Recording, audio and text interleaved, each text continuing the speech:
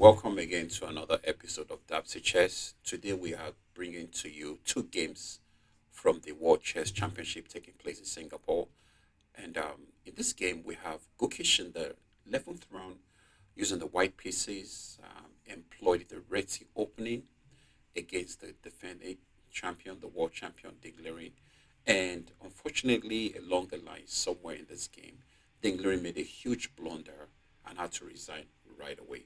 And then, of course, we have the second game we're going to show you, which is the 12th round game, where Ding Liren was on the white side of was on the white side, and he was able to outplay Gukesh. And this is interesting. Trading wins, trading draws. I mean, there's been a lot of draws, and now somebody wins a game. The next round, somebody wins another game. So let us see how this game went. So Gukesh was on the white side of Reti. So the game started with the move knight f3, d5, c4.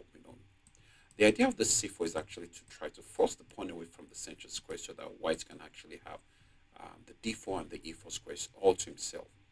So d4 is played, b4. Of course, the idea of b4 is to, number one, discourage the move c5, which protects the pawn on d4, and of course also to prepare the bishop to b2, putting pressure on the pawn on d4. But Dingler says, I'm going to play c5 anyway. I mean, all this has been played before. So the move e3 is played. Now, what's the point of the e3 move? Now, the pawn on d4 is kind of like, we can say it's an overextended pawn. Because when you move a pawn into your opponent's territory deep enough, you must have a number of pawns to back him up. Because if you don't, there are going to be some pawns, some soldiers that are going to ask that pawn questions, and you better be able to answer the questions when they ask you the questions. So e3 is a very interesting move. E3 is a good move. It pretty much is just trying to capture the pawn. Of course, bishop to b2 is going to come at some point in time, still asking this pawn a lot of questions. So knight f6 is played. A3 protecting the pawn on b4, one, and also, just protecting the pawn on b4. Bishop to g4 is played. Takes on d4, takes back. h3, asking the bishop some questions. Bishop, do you want to stay on g4 so I can win a piece? Do you want to go back to h5 to maintain the pin? Do you want to take on f3 to give me the two bishops? Do you want to go back to f5, doing nothing? So what exactly do you want to do?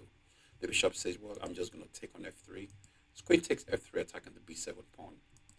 Queen to c7, defends the c7 pawn, defends the b7 pawn. d3, extra protection on the c pawn. Bishop to f4 is threatened. Knight d2 is coming. Knight b3 is coming. There's a lot of pressure coming right now.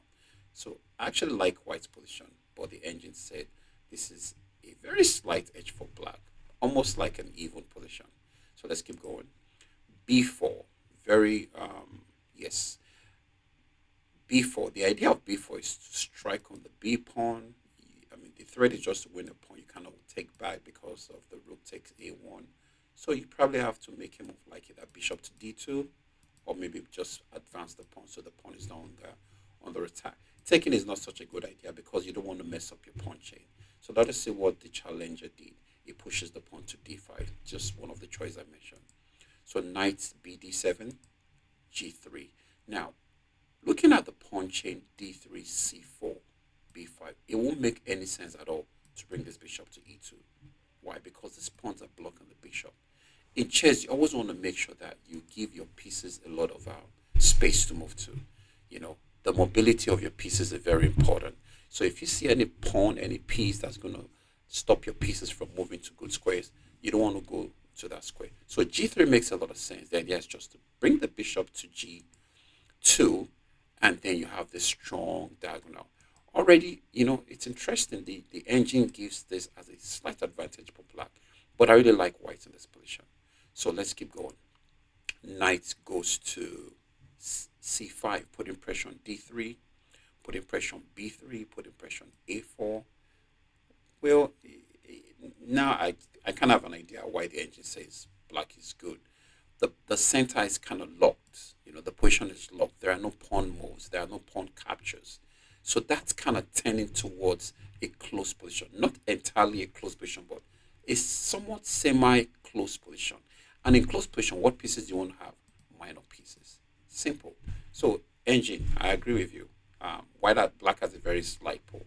So bishop to g2 still played. Knight to d7.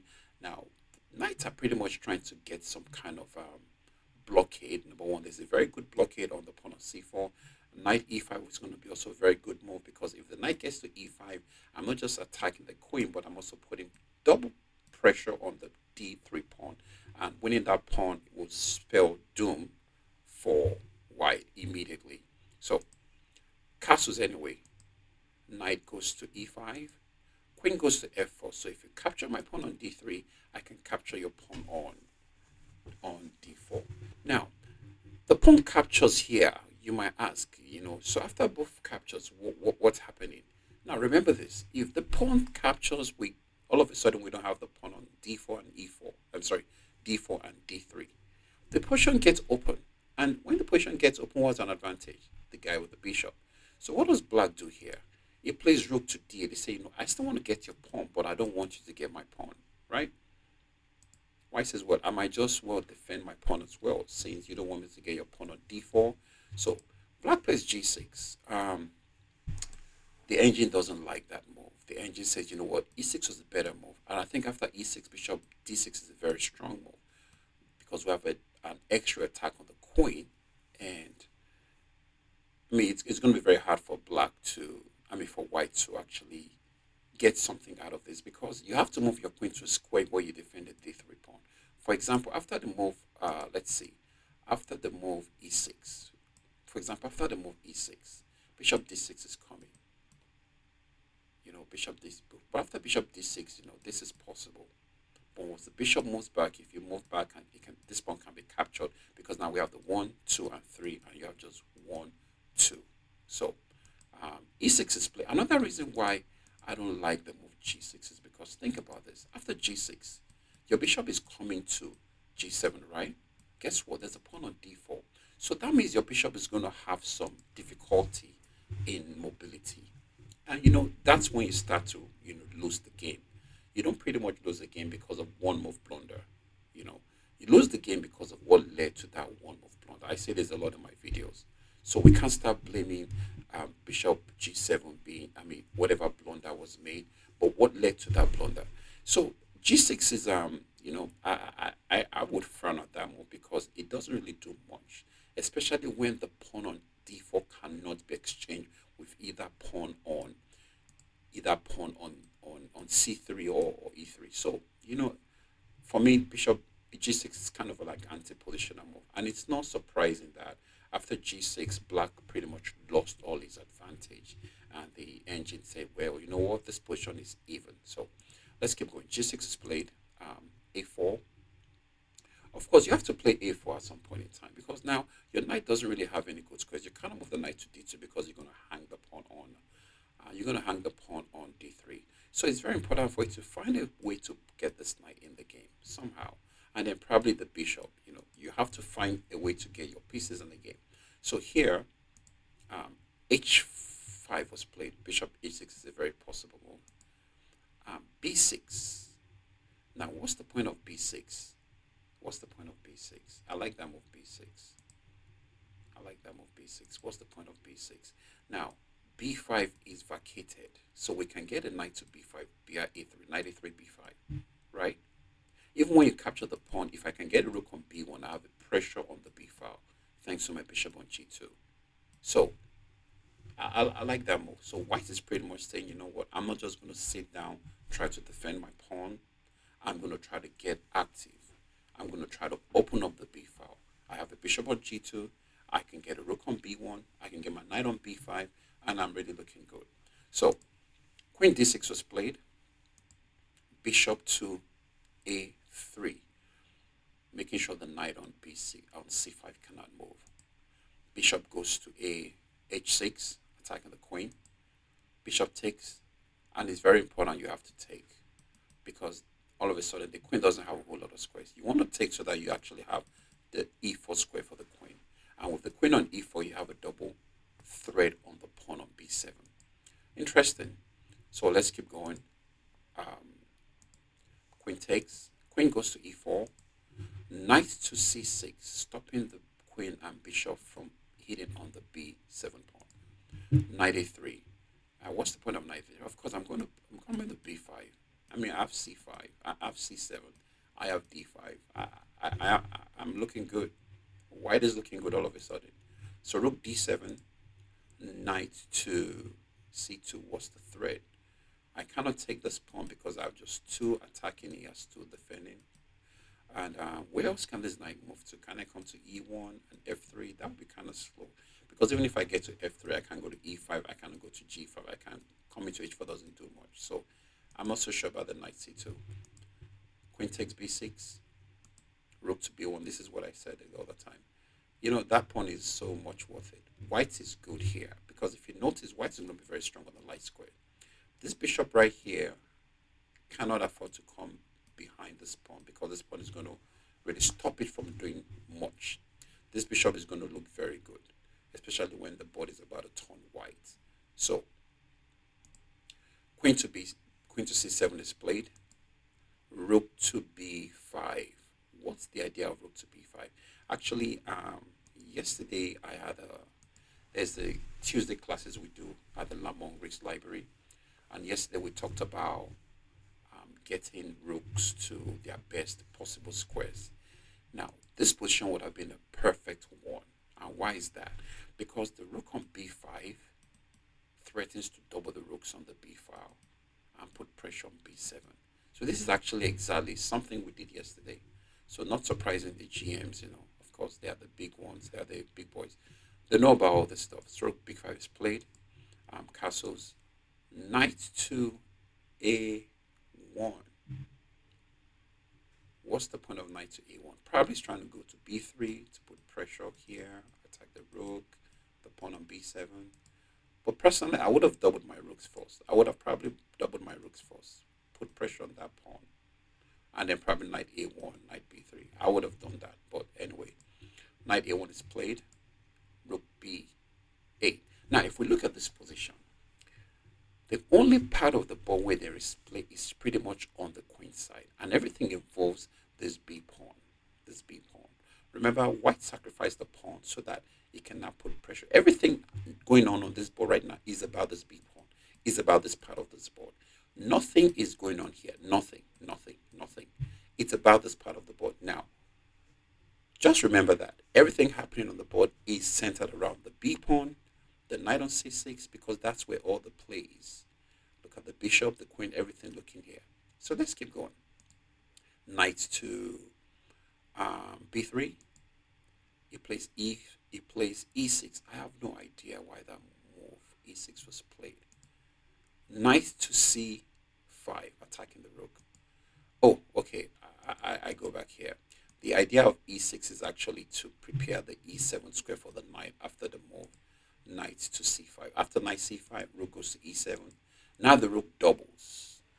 Remember what I said earlier. Everything is around the play is on this side of the board. You see why I keep stressing this. Now it blunders. One move blunder. Why is it a one move blunder? We have two pieces attacking the rook on b8. There's a rook on b5. There's a rook on b1. We call this an X-ray attack or an indirect attack. All right. We have only one piece defending the rook on b8. Okay. Now we cannot get the rook on b8 because there is a pawn on b7, right? And I'm going to add something else. We have two pieces defending the rook on b8, the queen on c8 and the knight on c6. The knight on c6 and the queen on b8. Those are the two pieces protecting the rook on b8. The knight on c6 and the queen on c8 protecting the rook on b8. Now, we cannot take the rook because there's a pawn here, of course, the X-ray attack. In this position, I guarantee you, a 1500 can see this. Can see the winning move immediately. Because right now, if I can get rid of the knight, if we can get rid of this knight, if we can get rid of the knight and the pawn, we can take this rook, pinning the queen to the king. So this is why I say it was such an elementary blunder. Even a 1300 wouldn't do it. But we can't just blame players for whatever kind of blunder.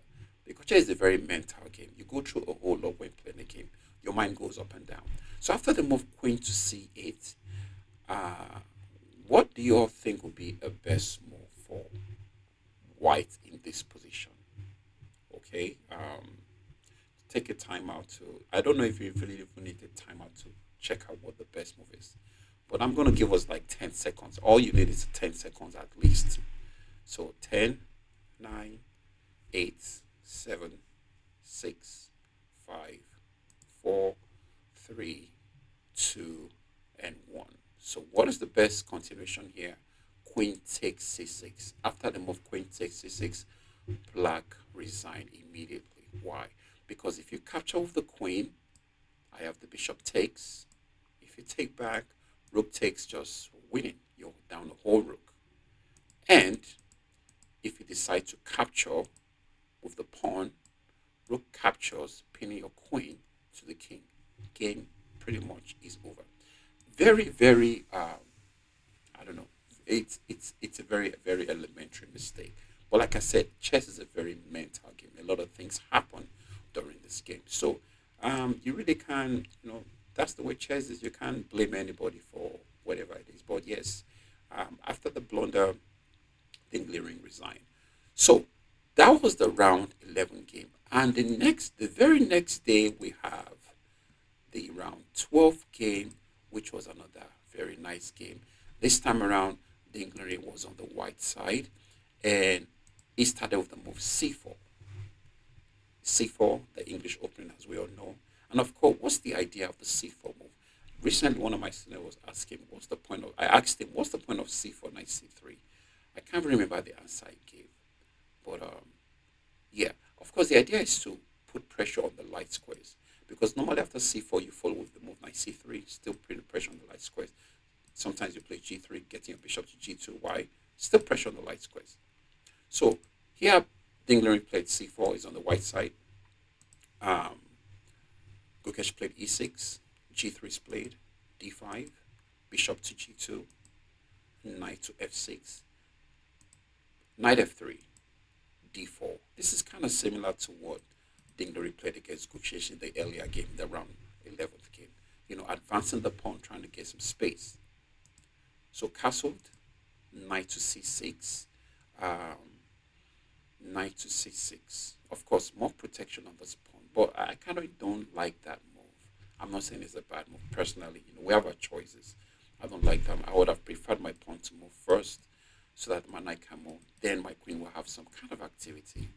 That's it, personally. So e3, the same idea, the same set, almost the same setup, almost. Because in the previous game, Gukesh played the same pawn, hitting the pawn on the center. Bishop to e7, d3 is played, captures back with the bishop. E5, trying to discourage white from playing d4. Knight to c3, getting all these pieces in the best squares possible. Castles. Rook to e1. You want to centralize your rooks, put them in squares where they actually can have some kind of influence on the central squares. So rook to e1 is played, and h6. Now, every move here has been played before. All right, all the moves we've seen so far has been played before. Actually, this year there was a game between Lopez and Fatalieva. This game was played 2024. In that game, Bishop e6 was played. And of course, Bishop e6 makes sense because with Bishop e6, you can move your queen to d7, rook to d8, and then try to exchange off this bishop because this bishop can be a pest sometimes, especially in the long diagonal. This bishop can really cause a lot of pain for black. But in this game, after the move rook e1, Gukesh played h6, which I think it's a new move. So a3 is played. Now, what's the point of a3? It's important for white to create some play. I like to use that word a lot. Create play pretty much means create some activity. And the only way you can create some activity is to engage your pawns. Move your pawns forward to engage your other opponent's pawns, or to engage your opponent's squares. Sometimes it doesn't have to be attacking a pawn. It can be just attacking a square, because if you have control over certain squares, you really could have a very good game. So a3 is played. Of course, b4 is coming. Rook c1 is coming. Just trying to gain as much space as possible. So b4, sorry, a5. Does this make sense? Yes, it does. So that means white, black respects that move. I say, I'm not going to let you play b4. So h3. Now, h3 is also like a multi-purpose move. Like number one, stopping the bishop or the knight from coming to g4. Knight g4 put pressure on e3 can be a little annoying. Now you have to move your bishop back, de-developing your piece. You don't want to do that. So h3 makes a lot of sense. And if you look at this position, it's a very even position. Even though white has a slight pull, because he has, for me, the reason why white has a slight pull is because he has more mobility of his pieces, especially the queen. And the queen, yes, he has more mobility and has some more space. He also controls the d5 square. He controls the d5 square because he has one, two. He has a pawn and knight, and black has a knight and a queen. Why is this a big deal? The d5 square belongs to the black pieces. So if you have a square in your territory you do not control, then you don't have you don't have access to that square, then that's a problem. So d5 pretty much belongs to white now because he has one, he has two, and he has his x-ray. Always consider x-ray attacks. Very important. Always consider x-ray attacks. So let's keep going. Bishop to e6 is played. King to h2. What's the point of king h2? I know sometimes the queen can come to d7. There's a double attack. So it's pretty much protecting this even before that attack comes. Now, another thing white can look to do here is to play rook to b1 with the idea of b4, b5, just trying to dislodge this very strong knight on the c6 square. So rook b8 is played, queen to c2, connecting the rooks. These are very basic things, These are chess fundamentals. These are chess principles. Control the center squares of your pawns, control the center squares of your minor pieces, keep your king safe. That's the opening phase of the game. In the middle game, you also want to develop your other pieces on the queen side, still controlling the center squares. You want to connect your rooks by moving your queen off the back rank. Then you want to centralize your rooks by moving your rooks to the D and the E files. And after doing that, you want to change the structure of the pawn, because when you change the structure of the pawn, it allows your pieces more mobility. So let's keep going. And looking at this position right now, black is really passive, really. I really don't see any kind of activity for black. Black is really passive. So black is pretty much waiting for white to do something. And I guarantee you, white will do something. Rook to e8. This is the same thing I was talking about. Just centralize your rooks. These are 2700 players.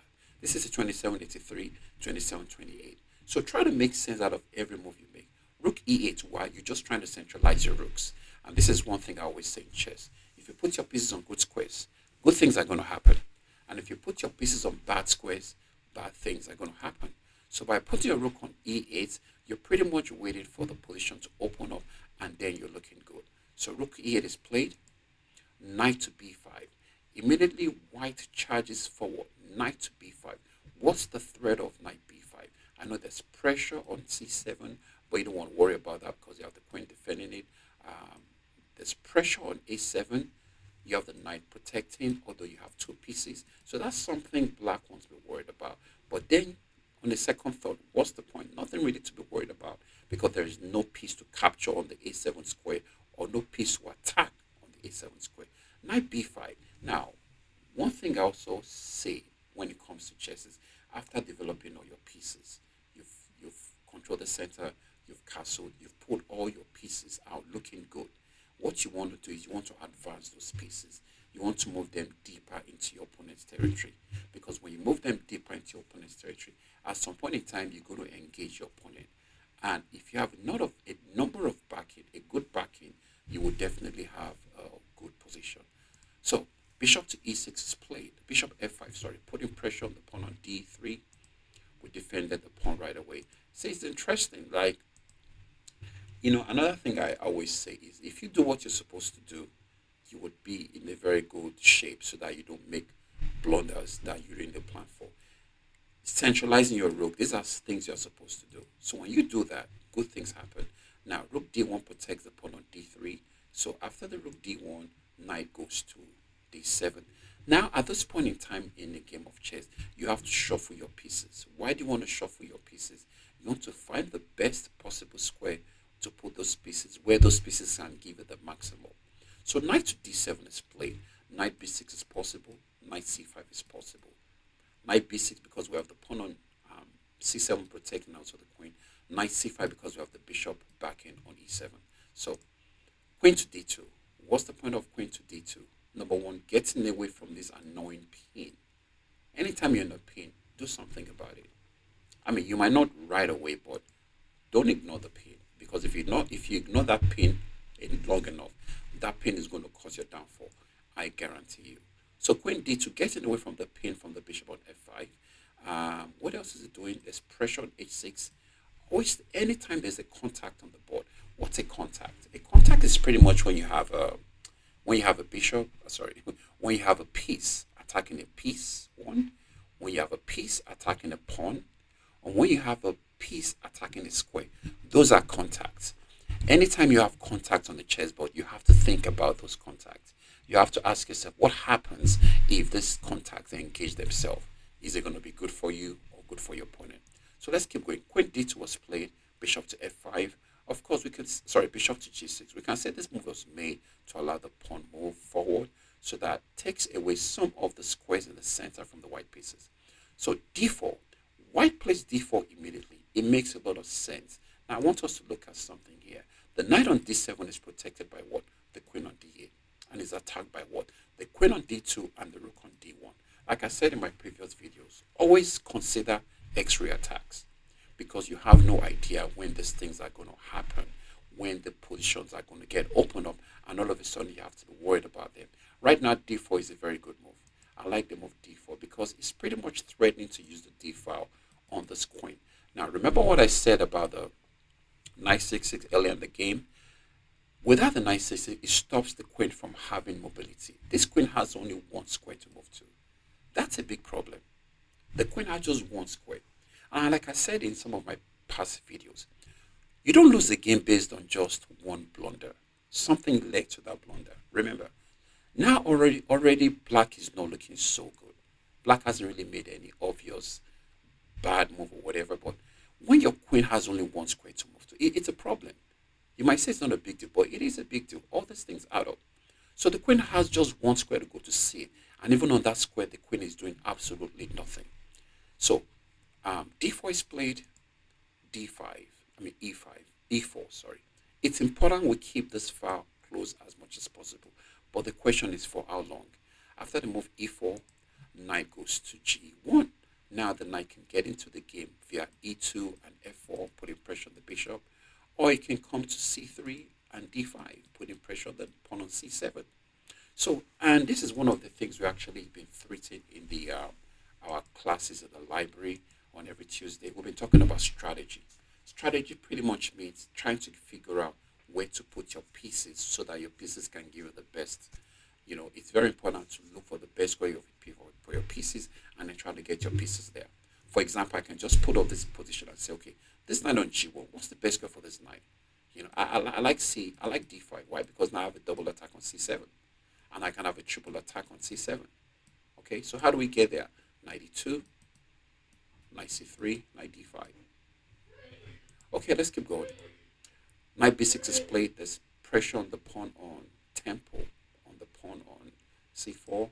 We have to defend that. Another thing, every time your opponent makes a move, ask questions. Every time your opponent makes a move in a game of chess, ask questions. You have to know exactly why that move was made.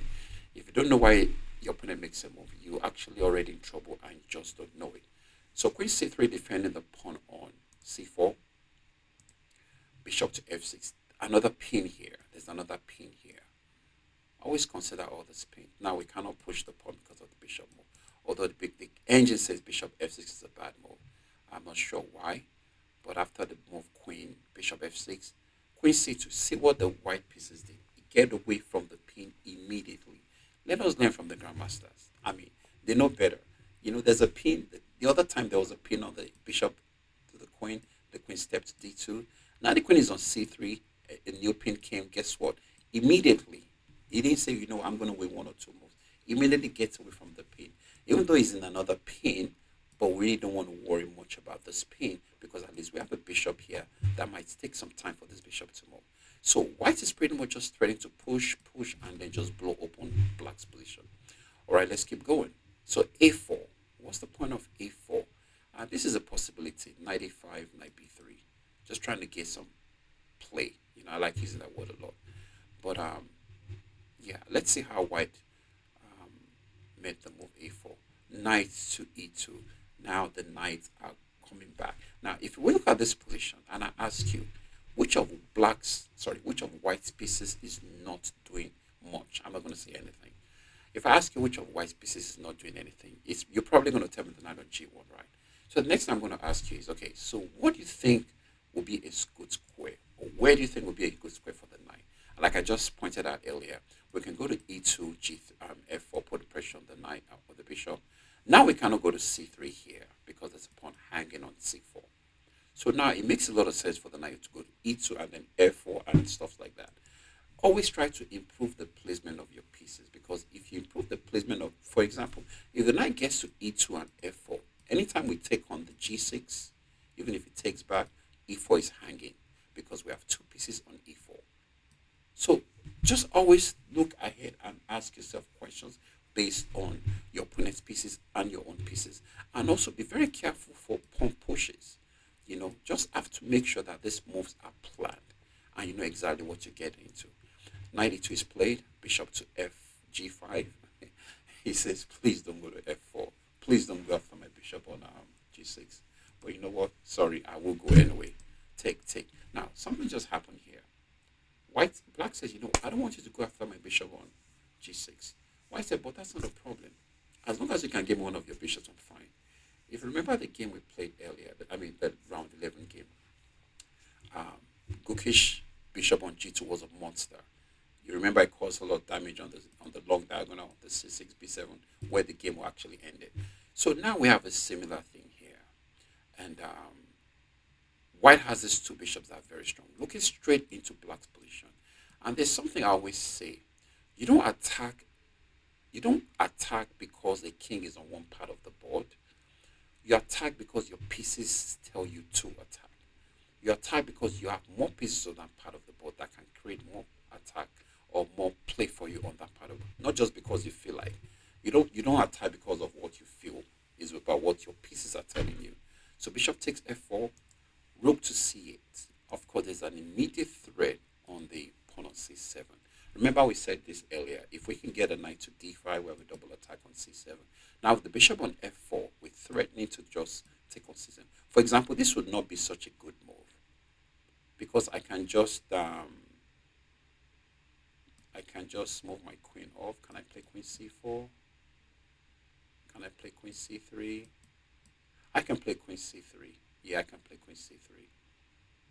So if it takes on here, I can take there. If it takes, I can do bishop takes, attacking the knight and the rook, and then I'm just going to win a piece.